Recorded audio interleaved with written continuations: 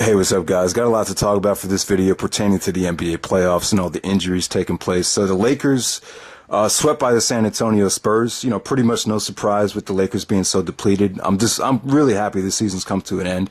It's been very frustrating, not just for Laker fans, but I think for NBA fans in general, seeing all these superstars, go down in the playoffs.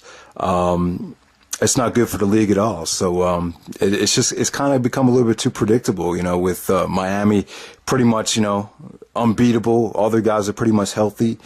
And you got all these other teams that are missing key superstars. It's just been kind of frustrating for NBA fans, to say the least. But first part of this video, I just want to discuss why did we see all these injuries happening. They asked David Stern this on television yesterday, and he said he didn't have an answer. I think it's pretty clear. I just think it's the evolution of the game. You don't see a lot of players that could post up anymore, like in the 80s and early 90s, where you could feed the post, slow the game down, and it's just totally different now. Everyone, I guess you can attribute it to Mike D'Antoni's system. When D'Antoni, came to the Phoenix Suns, he pretty much revolutionized the NBA. Everyone wanted to get out and transition and score more up-tempo. That's what sells tickets. That's what draws money. So I think a lot of teams really wanted to go that route, and you just don't see a lot of big men anymore. There's just not a lot of big men in the game that could do what Patrick Ewing, David Robinson, and Hakeem Olajuwon used to do back in the 90s. So it's just totally different now. And then on top of that, I think you had the NBA lockout last season. You had all these guys that were either out of shape or not really ready to play, and then you throw them into the fire. They had 66 games in like 3 or 4 months, which is a brutal schedule. So I think that had a lot to do with it. And then some of the stars, were playing in the Olympics, not just from the USA, but you got guys like Pau Gasol who play for Spain. I think all the wear and tear from the lockout in combination with the Olympics, I think guys are still kind of feeling that effect for this season. And, even guys that got hurt last season still weren't healthy enough to play this season, like Derrick Rose. So it's been very frustrating to say the least. But first part of the video, I just want to go up and down. It's just crazy. I'm just going to go into depth, not really go into depth, but I just want to talk about each and every one of the big superstars that are out with an injury right now. So let's start with Miami. Miami's pretty good right now. Miami is healthy. They're clicking on all cylinders pretty much. Wade's a little bit banged up, but he's just resting though. I don't think he's seriously hurt. So they're pretty much fine. It's just really, really scary because like I said, they're healthy and everyone else is just going down. So hopefully it's just not too predictable going into the NBA Finals. So then we have the Brooklyn Nets. The Brooklyn Nets are they're hurting right now. You got Joe Johnson with plantar fasciitis playing through that. You got Darren Williams, who had inflammation of the ankles earlier on the season. I definitely think that had a lot to do with the Olympics, not getting enough rest. And so that's the Brooklyn Nets. Darren Williams, they're pretty much, they got all their pieces right now, but there's no secret that they're really feeling the effects of, wear and tear right now in the playoffs. They're down 3-1 to Chicago. Chicago Bulls, you got Joakim Noah with the plantar fasciitis. It seems like this plantar fasciitis is like a disease because everyone's getting it. So Noah is playing through pain with that. Rose still has the ACL tear from last year when he was playing through all those little nagging injuries, and then boom, before once he got to the playoffs, he went down with the ACL tear, and he's still kind of hesitant to come back. Doesn't really feel comfortable mentally, but they're putting pressure on him to come back against Miami. I think that'd be really, really tough to throw Rose into the fire against Miami without, getting any regular season games under his belt. They might want to think twice about that, but they could definitely use him. They don't have a chance of beating Miami without him. So, I love Derrick Rose. It'd be awesome to see him play, but as a Derrick Rose fan, I'm kind of hoping that he just saves his energy and saves everything for next season. That's just what I think about that. But the Boston Celtics, they lost Rajon Rondo. Rondo's out with the ACL tear. I mean, there's too many fucking ACL tears. I mean, it's just like I don't remember this ever happening in the 90s or in the early 2000s. You had this many guards out with ACL problems. Garnett's banged up. Pierce looks old. The Celtics just have not been the same as they were last year when they made that great run into the playoffs. So the Celtics are hurting without Rondo. The Knicks, Amari Stoudemire, 5 years, $100 million. He's out with knee problems. The Knicks play better without him, some would say, but, he might be coming back. But still, that's a lot of money to waste on someone that's barely even played this season. So, Tyson Chandler's banged up. Shumpert had the ACL tear last year. So the Knicks have had their own share of injury problems as well.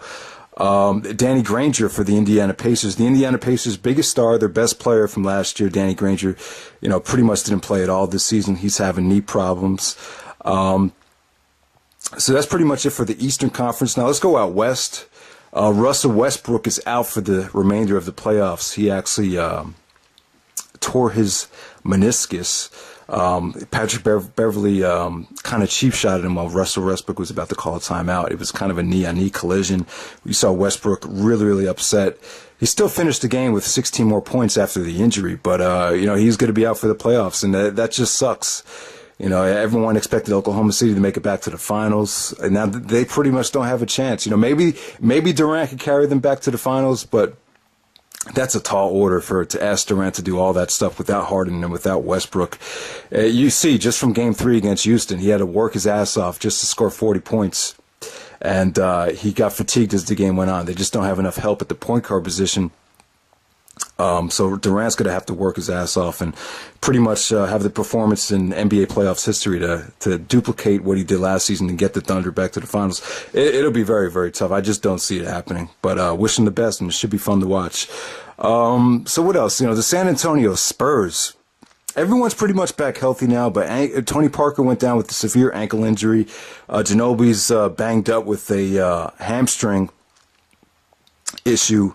Duncan's pretty much healthy. So, San Antonio, a lot of question marks about how their health is going to hold up. I think the future looks bright for San Antonio, though, because they just swept the Lakers and they got about a whole week to rest. So, that San Antonio's doing fine. So let's move on to the Denver Nuggets. They lost Gallinari with the another ACL tear. Ty Lawson, he's been banged up. So Denver's had their fair share of injuries. David Lee went down with the right hip flexor. He tore his right hip flexor in Game 1 of the series, so he's out for the rest of the playoffs. So that sucks for Golden State. It just seems like every single team has some type of major star out with a major injury. And then we got the Clippers and Memphis Grizzlies. That series is pretty much locked at 2 games apiece. Pretty much no injuries over there so far. It looks like the Clippers are back healthy with all their veterans. So that's pretty much it for the injuries, man, for this season. But that's just a lot of superstars out right now in the playoffs. It has not been good for the league. Like I said, it's a lot of different things that go into it. The lockout, the transition basketball, the fast-paced style, the Olympics. Guys just not getting enough rest. So, yeah, this is the worst I've ever seen as far as injury goes. Even worse than last year. Last year was pretty bad, but this year tops it off because you got so many different things in combination with the lockout from last year. So, the rest of the video, I just want to touch on the Los Angeles Lakers. Just a lot of decisions need to be made with, Kobe Bryant went down with tearing his Achilles at 34 years old. The future does not look bright. Pau Gasol with the plantar fasciitis. Dwight Howard with the back surgery and playing with the torn labrum in his elbow, in his shoulder, Steve Nash with nerve damage in his back. And he's also got a bad hamstring. Steve Blake went down, and I can't remember what happened to Steve Blake. Did he tear his... I think he tore his hamstring, if I'm not mistaken. But yeah, and Ron Artest with the torn MCL. So it's just crazy what happened to the Lakers and not just losing Kobe, but pretty much losing Nash and there's Nash and Steve Blake. It's just a very, very frustrating season for the Los Angeles Lakers. I've kind of come to the conclusion that the Lakers should. And a lot of people would agree with this. You got to pick either D'Antoni or Dwight Howard, or take none of them. I would really, start from scratch. I really would. I think Mike D'Antoni does not belong in a big market, because when you play in a big market city like in New York with Carmelo Anthony, Los Angeles, Kobe Bryant, Dwight Howard, you get these guys that don't really need to be in a system to be effective. They really don't, in most cases, they don't fit the system. So it doesn't really make sense for him to be taking these jobs in these big market cities. Obviously, this is where he's going to get the most money. His contract is 4 years, $12 million guaranteed. So if they fire him, they'll basically be wasting all that money. But at this point, considering how bad the situation is, I think it's worth it. I think it's worth it. Now, don't get me wrong. I think D'Antoni did a pretty good job towards the end of the season when he had guys, when Kobe was, in his rhythm and guys were playing well. They did make the playoffs. His record is 40-32 this season. It's still kind of underachieving, but I just don't think that style will work with that personnel, with Dwight Howard and with Kobe and with Nash. I think Nash coming to the Lakers was, it sounded good on paper, but really Nash couldn't really be himself. His main job was to really make entry passes and not really, really couldn't be he really couldn't be as effective as he was in the past because he just didn't have the key pieces around him, which I've talked about plenty of times before. But my main issue with D'Antoni is, if he's so stubborn, with his own style, and he thinks, you need to run and offense is what draws money and what's going to win games, win championships. That's what he believes. Fast-paced basketball. Why doesn't he just, start his own system? Why doesn't he just go to a small market that is kind of directionless, that wants to start from scratch? And this way he could just, he could pretty much have creative control. He could bring in who he thinks is going to fit his system, and then boom, he could just do what he wants. I think Portland is a much better fit for D'Antoni. I think the Houston Rockets are a much better fit for D'Antoni. Even I think OKC wouldn't be that bad of a fit for D'Antoni, but he should just go somewhere where he doesn't have to worry about, not having creative control, because he doesn't have any control about who they bring in. The bigger city markets are going to bring in the big guns, and usually those big stars are not going to fit his system. So that's how I feel about D'Antoni. But, D'Antoni did a pretty good job this year. I like him. I think he's a nice guy. He's a good coach. But with this current Lakers situation, it's just not working. And the fact that they didn't bring in Phil Jackson to micromanage the minutes and to, for Phil Jackson to implement his basketball genius on the Lakers, it was a shame. And they had a chance to do it. I think Phil would have taken the job at the end of the day. So that's very, very frustrating right there. But D'Antoni's a good coach. But, if the guys get a coach, just give him the guys that fit his system, like he had in Phoenix. That's just how I feel about D'Antoni. With Dwight Howard, I just don't understand what people see in this guy. I mean, give him credit. He battled through a serious injury, and I'm not saying he didn't work hard. But just the way the season ended last night with the two technical fouls and just the way he left the game, I think it just put a bad taste in everybody's mouth. Did he quit on the Lakers? It's very, very possible. But I don't think he's worth that kind of money. Now, the Lakers, they picked up, with the trade from Orlando last year, that 4-team trade, they actually picked up the option to sign Dwight Howard the extra year, which most teams can't give him the extra year. So basically the Lakers could give Dwight Howard a maximum contract of 5 years for $117 million if he decides to sign with the Lakers during the offseason. I've decided, that logically, Dwight will be your next franchise player. You don't want to, get nothing for him if you don't trade him. Well, it's too late to trade him now, obviously, but it'll be a big time move. Kobe's getting older, Gasol's getting older. They don't have much left, so the Lakers always had to have like their franchise player. I don't think Dwight Howard's that guy. I don't think he's worth the money. I don't think he's that good. I don't think he loves basketball. I don't think he works on his game enough. That's just a lot of money to pay someone that much. That couldn't even perform one game in the playoffs. If you're worth that kind of money, then he should have carried the Lakers to at least one victory in this series against the Spurs, whether it was Game 3 or Game 4, whatever. But he just didn't get it done. I think the guy needs to work on his shooting. And it's not that fucking hard. I mean, he's such a bad free throw shooter. In my opinion, I know this might sound kind of harsh, but if you can't shoot the basketball, then you don't love basketball. Because that's all it is. It's just practicing. I become a good shooter because I love to play basketball. It's not that tough. You can just tell there's certain guys that don't want to put in the time. And there's guys like Kobe Bryant that you could tell love the game, and they're great shooters because of it. Shooting has to do with your love for the game. If you love to shoot, if you love to play, then you're a great shooter. If you don't like to shoot and it's a chore, and you act like shooting is like going to work, then you're not gonna become a good shooter. That's just my opinion about shooting. But this Dwight Howard is definitely not worth that money. You know, I know he's hurt right now. I know he's probably the best big man in the game by default. But I think the Lakers would make a huge mistake to throw away all their money on Dwight Howard, because if they sign Dwight Howard, then and they plan on keeping Kobe, that's a lot of money going into luxury tax. So Kobe's situation is this: next season's the last year of his contract. He's getting paid $30 million. If they do decide to keep him and Dwight and keep the roster intact, they'll be paying about altogether $85 million into the luxury tax. So that's just a lot of money.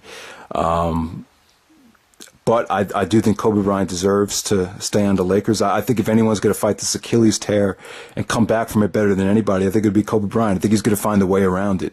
I think he's going to come back a lot sooner than expected, and I think he'll be good. I think you know, Kobe at 35 still has a lot to offer, even with the Achilles tear. So that'll just be a mistake. And even if you look at the game last night, you see how the fans reacted during that whole game.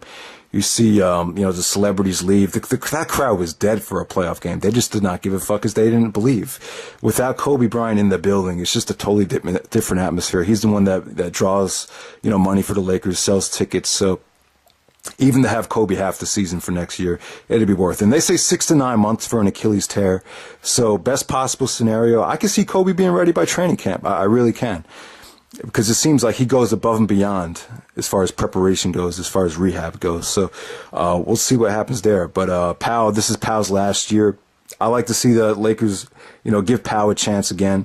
Now the situation is, now Pau's pretty much untradeable, so he's definitely going to be there. Nash is going to be there for the next 2 years. But the situation is the coaching thing.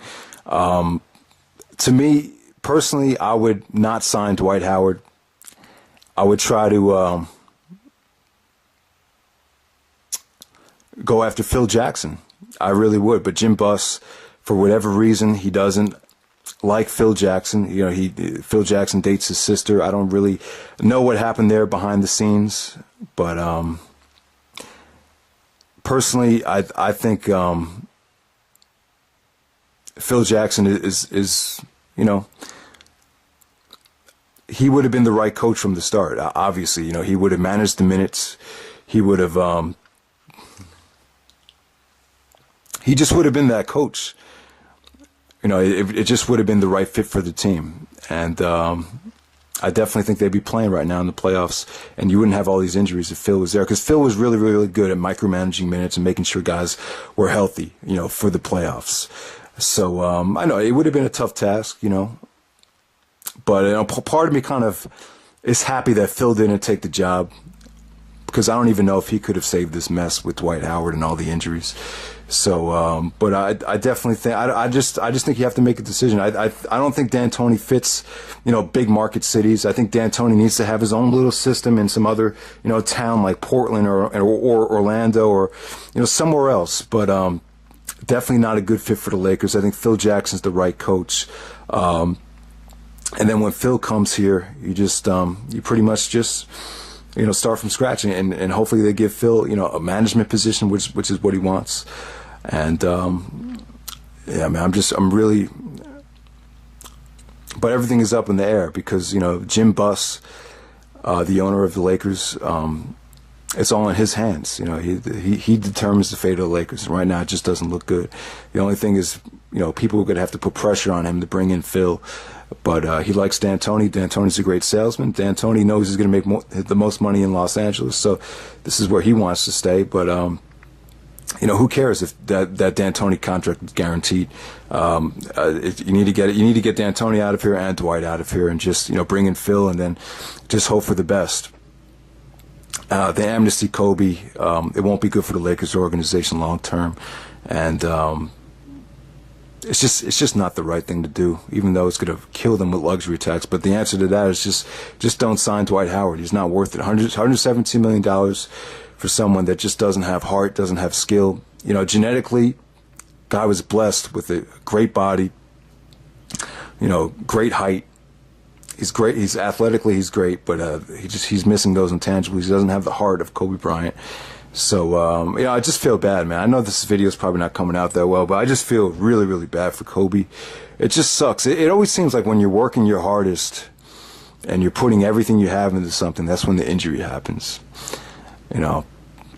But, you know, he worked his ass off, and, you know, he got the job done. The Lakers, at the end of the day, the Lakers season wasn't that bad. 45-37.